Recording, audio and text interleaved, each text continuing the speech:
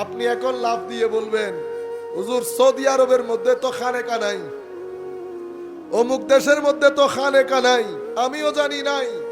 সেই কারণে আমাদের ইবাদতের কোয়ালিটি তাদের ইবাদতের কোয়ালিটির চেয়ে লাখ গুণ ভালো আছে। এই জায়গার মধ্যে মানসিক স্বাস্থ্যের ক্ষেত্রে সুফিয়ায়ে কেরামের খানেকা সবচেয়ে গুরুত্বপূর্ণ ভূমিকা পালন করেছে। মনে রাখবেন, আলেমদেরকে আপনারা জীর্ণ শীর্ণ মনে করছেন। এই আলেমরা, এই খানেকা, পীর দরবেশ, এরা যদি এই ভূখণ্ডের মধ্যে না আসতেন, আমাদের দেশের আদব কায়দা, মানসিক সস্তা ভেঙে পড়তো। আমাদের ছেলেদের আদব তাদের ছেলেদের আদবের চেয়ে লাখ গুণ ভালো আছে। আপনি আমাকে শিখাইতে হবে না। কেন?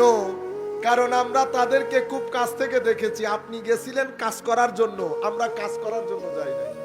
সেই কারণে নিজের সঙ্গ ঠিক করেন, সুহবত ঠিক করেন। কার সাথে আপনি আছেন? হয় আপনি যেই সঙ্গের মধ্যে আছেন সেটা আপনার ভিতরের জগৎকে বিনাশ করে দিচ্ছে, অথবা আপনি যেই সঙ্গের মধ্যে থাকবেন সেটা আপনার ভিতরের জগৎকে নূরানি করবে। সম্মানিত উপস্থিতি, ফকিরের সাথে, আলেমের রব্বানির সাথে যাদের হায়া আছে, তাকওয়া, তাওয়াক্কুল আছে, সেই সমস্ত আলেমদের সাথে থাকবেন। হযরতে ইয়াহইয়া বিন মুআজ রাদিয়াল্লাহু তাআলা আনহু শাইখুল মাশায়েখ ছিলেন। তাবেউত তাবেঈনদের সাথে পিঠ লাগানো। উনি বলতেছেন, বেটা, তিন ধরনের মানুষ থেকে বেঁচে থাকবে। এই তিন ধরনের মানুষ তোমার ভিতরের জগৎকে বরবাদ করে রেখে দেবে, তোমার ইবাদতের যৌক নষ্ট করে দেবে, তোমার রাতের সিজদার মোহাব্বত বিনাশ করে দেবে, তিলাওয়াতে কোরআনের ইশক বরবাদ করে দেবে, জিক্রে ইলাহির মধ্যে তোমার হৃদয়ের মধ্যে যেই নৃত্য দেখা দিত সেটা বিনাশ করে দেবে। কারা? প্রথমে উনি বলছেন গাফেল উলামা। কারা?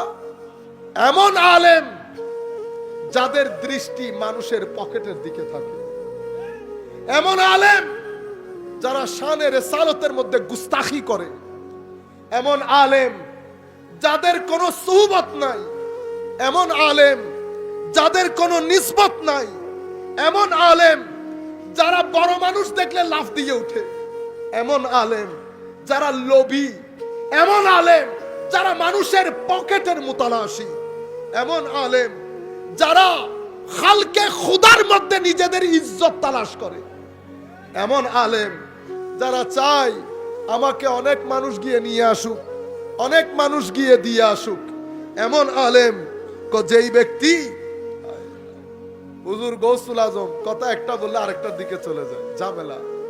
হায় হায়, হুজুর গৌসুল আজম বলতেছেন তাসাউফ এবং ইশক এটা কাপড়ে চুপড়ে আসে না, এটা কুজো হয়ে মানুষকে আল্লাহওয়ালা দেখানো এটা দিয়ে আসে না, হাতের মধ্যে তসবিহ মুড়িয়ে আসে না, কালকালাতুল লিসান মানে জবান দিয়ে। হায় হায়, আমি এখন যেভাবে করছি, উনি আমার কথাই হয়তো বলতেছেন। আল্লাহর ওলিদের কিতাবের সমস্যা হচ্ছে এটা, আপনি পড়লে মনে হবে আপনাকে দেখে দেখে উনি এটা লিখতেছেন। আল্লাহর ওলিদের কথা বলে মানুষের ভিতরের থেকে মহব্বত আদায় করা, নিজেকে আল্লাহ ওয়ালা হিসেবে তুলে ধরা, আমাদের কথা বলছে।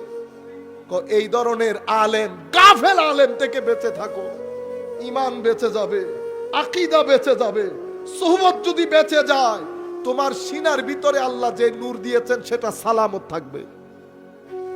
দ্বিতীয় প্রকার যেই ব্যক্তি থেকে তুমি রক্ষা করবে নিজেকে, এমন ফকির যেই ব্যক্তি ধোঁকাবাজ, এবং এমন সুফি, এমন পীর মুর্শিদ যেই ব্যক্তি নিজেকে পীর বলে দাবি করে, সে আসলে পীর না, সে মূর্খ জাহেল, মারেফতের নাম দিয়ে শরীয়তের গলায় ছুরি চালানো তার কাজ।